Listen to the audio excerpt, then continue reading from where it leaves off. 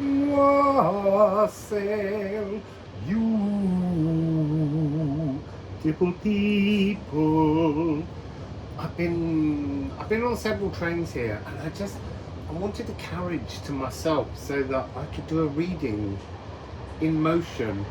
I've done it so that you can sort of peep out the window and see some of Morocco. We're moving from Rabat today to Fez. Fez is the old original capital. I think it might have like the oldest university in the world. It's just an interesting city. Nearby there's another place where there's a Roman Punic ruin, but I understand that it has a lot more stable structures to look at, and yet when talking to people they told me it was the other way around, between Shola and Volubilis. So we're going to go to Volubilis, and then maybe Marrakesh and the desert, the Sahara.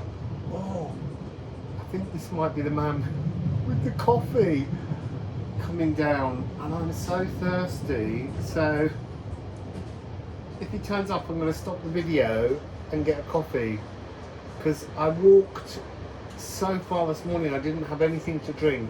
So hurrah! Have coffee. So yeah, I really wanted to do this journey reading. No plan, just see what comes through. It's all looking very open, big sky there. So, is there a message as we head to Fez? Yeah, Fez has got some amazing things like old tanneries. And who knows what we will see and what we will visit. I'm only there for 3 days. I might extend it, we'll see. I don't know. I kind of don't like to plan too far ahead, because I'm still watching my money and I'm trying to be very economical by staying in the cheapest places with flammable polyester bedding. It's like going back in time to the 1970s. So, do we have a message from the runes? Oh, hang on, I have to do my ticket. That's my ticket done. It seems to be... When I first got my iPad out, my cards, because I had a carriage to myself, as soon as I sat down and was about to press play, someone came in the carriage. So now it's empty, and we've had the coffee man and now the ticket man. I mean, I've been on this train 2 hours. Yeah, cloudy sky, can I just say. Aha! We have maybe 2 cards? Yes. So let's show them to you first and see what they are. Oh, look at that. Swelgenus and Earthmasian. Swelgenus is the past. Currently, oh, it's a 6/6. It's a 6/6 across the 2 cards. Or a 606. Urza, the past. The trappings of the age of Pluto in Capricorn. That 20-year period. It's like... So I'm kind of seeing it's time to kind of like, wow, that's interesting. It's time to retrieve your world from the past. It's also, it's talking about taking a chance, almost putting a coin in a slot machine, pulling and just seeing what comes. Rather, there's something about don't plan. Planning is not in the now, and somehow it's really essential just now to be in the now. An earth Magian is thy earthly power. Thy is somehow, it's got that energy of divinity. So if I say me or I, it's me or I. But thy suggests something outside of us, but also part of us. Something bigger, something more coherent. And Earth Magian, as it says here, is the Earth magician. It's the oldest sacral cycle. And that's this amber ray, sacred, galactic, the galactic sacral song, or the song of the galactic sacral. It's to complete the journey of the past, to recognize, to wake up to all of the manipulation that takes place around us, and transform. And there is something here about getting yourself out of that deep dark hole. It's interesting as well, because earlier, just when I turned the video off to speak to the coffee man, we went through a tunnel, and absolutely everything in this room went completely dark, and I couldn't even see the coffee that he was handing to me across the train. So plunged into darkness of your own making. Oh no. See, this is what worries me. I must count the cards after this, because I've lost cards on planes before. So here we have Gifu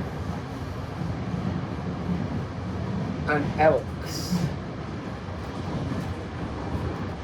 Gifu is to come into alignment. So there's something here about aligning your molecules, aligning your energy in your molecules. See, now they're changing the way they're, so now interchanging, the way I'm seeing it. It's not about aligning your molecules to the energy. It's about aligning all of you, both the physical and the esoteric, to the greater Earth Magian energy. And that becomes a kind of, it's like stitching in layers of protection moving forwards. There's a vulnerability, that's interesting. There's a vulnerability in how we remember, how we focus, how we look towards the past. There's a vulnerability. Look, we've got 1551 or 5115.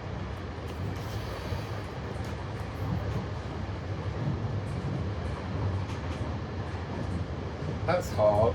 I might have to put them that way, just so that I can hold the two cards and you can see both the numbers.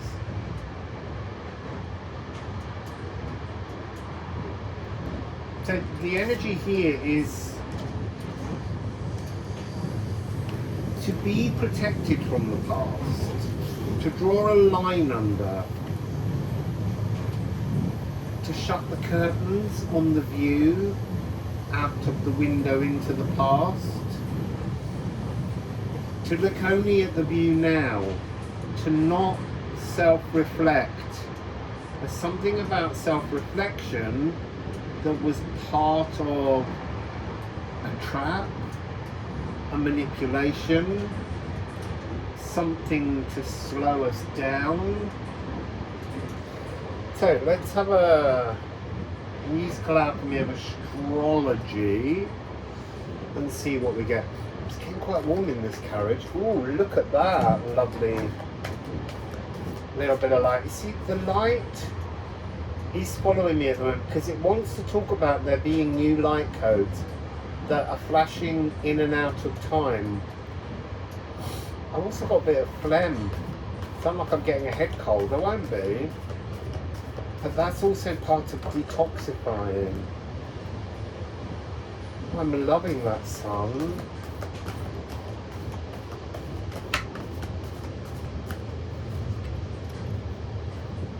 I don't feel like that's right because it was a whole series of cards. It is though.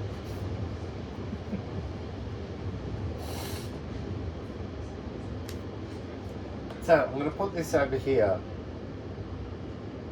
We're beginning with air, the edit suite. We're in air. Pluto is in Aquarius. It's air. It's fixing in something new. Rational thought editing, logical clear thinking, a transformative energy. It's also got the realm. It's talking strongly about looking again for what you have in any air sign, Gemini, Libra, Aquarius, because there's relevance to this. It's also blood, sanguine.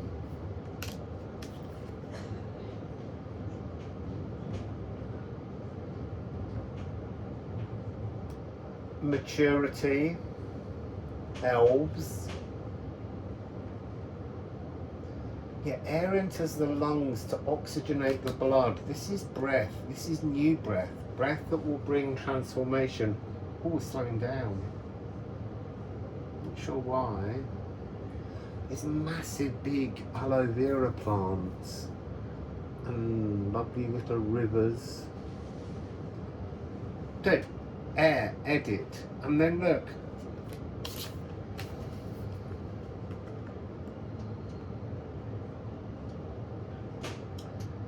You can see the sort of breakdown. As you edit, you can take this energetic symbol of all the past, all you know, and work out what's the best way to create this image here, this symbol that's kind of like a cooking pot or a spell casting unit, a cauldron, and transform. And then we have spirit. So air and spirit. Air is by its very nature. Air epochs are much more spiritual. They have a different kind of frequency to them. And we've got here, filter, house 11. House 11 in the collective is Aquarius. So spiritual movement within Aquarius is editing the outlook and how we view our past. Psychically sensitive truths, and this is my favourite, which wasn't on there at the beginning, noise cancelling headphones. You know, if you want to cancel all of this, you have to edit the past. You have to transform how you see the past so that you can genuinely move on from it. You've stood up, you've faced it, you're ready to move to something new. And then we have Taurus. But I'm getting this connection here with Uranus, Gaia.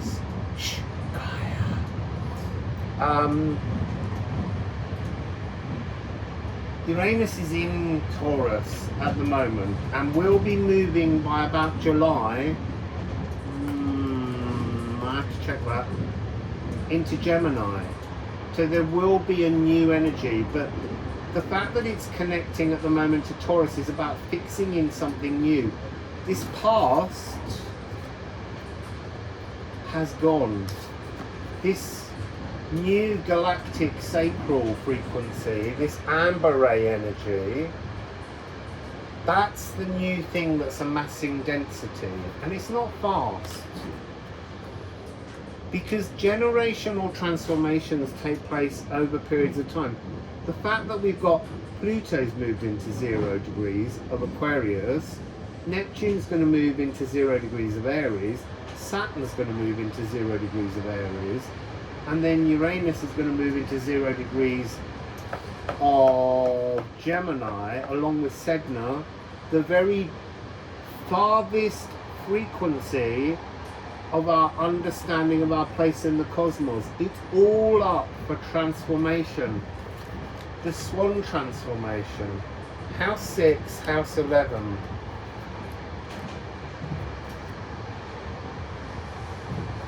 There's a lot of sixes here.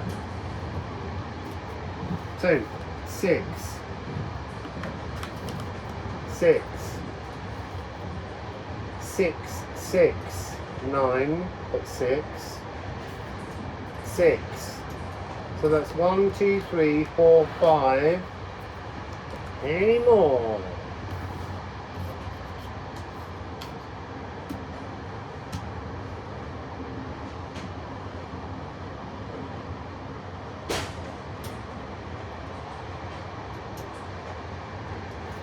No, just those for the moment. So you get 6666. 666, the triple power number, always talks to me about the stagnant labyrinth, the matrix, the energy that we're forced to review. Sorry, I'm just going to look at that building over there. Oh, it's so funny with my blurry vision. Look like a beautiful country house, whereas it's just a clumsy outbuilding. Again though, that's how we view things. How we view both the past and the future. Do we see them? There is an energy at the moment really strongly. If you stick to the old timeline, then your future just doesn't look very bright. But if you can transform the past and live in the now, then you can begin to build something that's much more beautiful, much more worth this energy of being self-actualized in your salvation, to be embraced, to be fully woken, not half woken.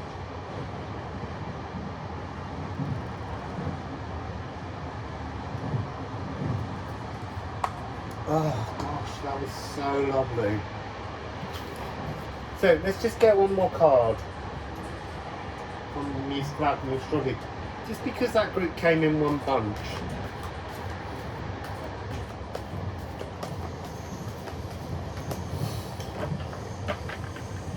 So I have to say, everybody, thank you so much for donations. I managed to get a new suitcase, and actually walking the 40-minute walk and dragging it, I don't know why, because I bought a different type of case, it's much easier on the arm, it counterbalances itself better. And sorry, where did that card go? I saw it.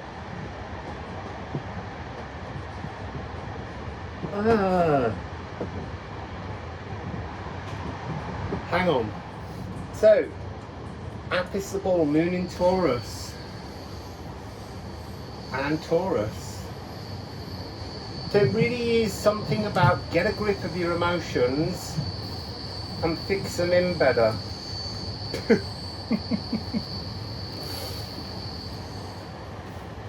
So the finest venue.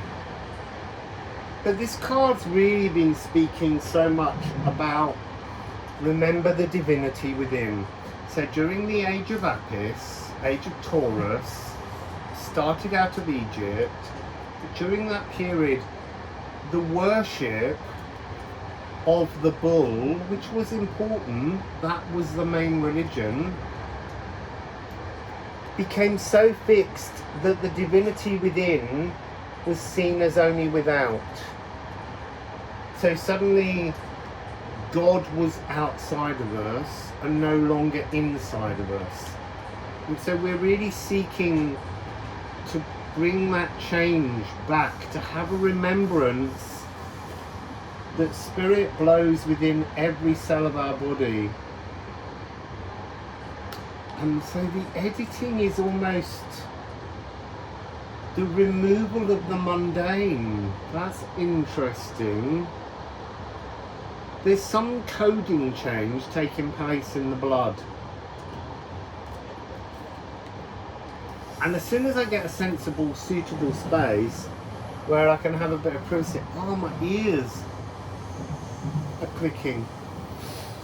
Yeah, as soon as I get that chance, I will do some sound healings, because I think there's a lot more to come about this amber ray energy.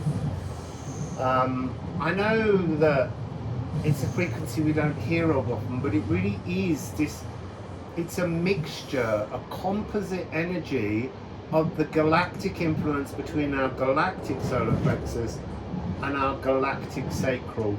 It's almost the esoteric consciousness song that needs to be played. So I'm going to get one more rune.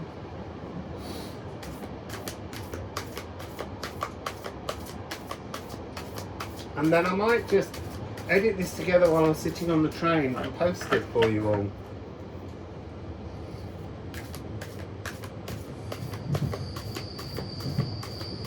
Do we have one more card? Oh, that's really weird. Oh, no.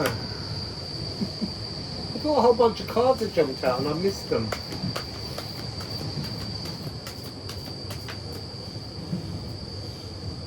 Oh, it's all looking so gorgeous out there. So excited about this. And I might go for a day trip to Meknes, the old imperial city.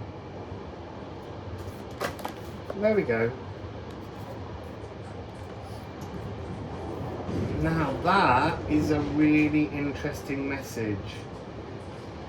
This now is a rarefied moment in heading towards and unlocking a new future. There's so much to come, so much to come. Glisten and glow.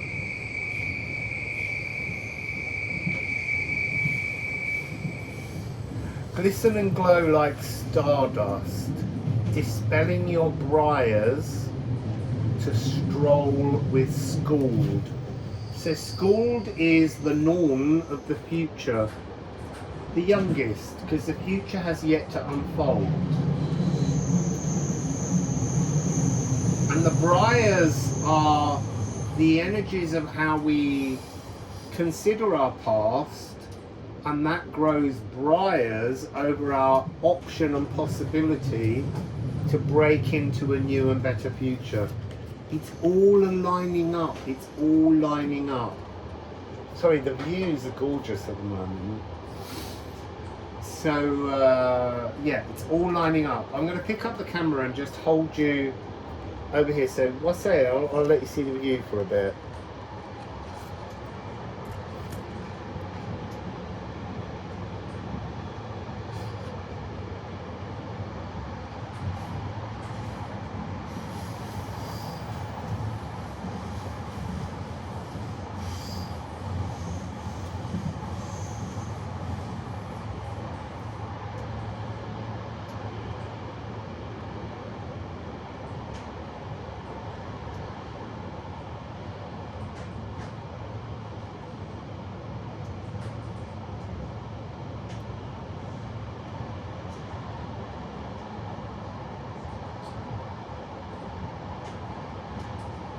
Sheep, cows.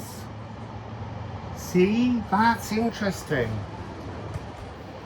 The cow, Othumbla, the holy cow, the divine counterpart of the materialized Apis masculine bull.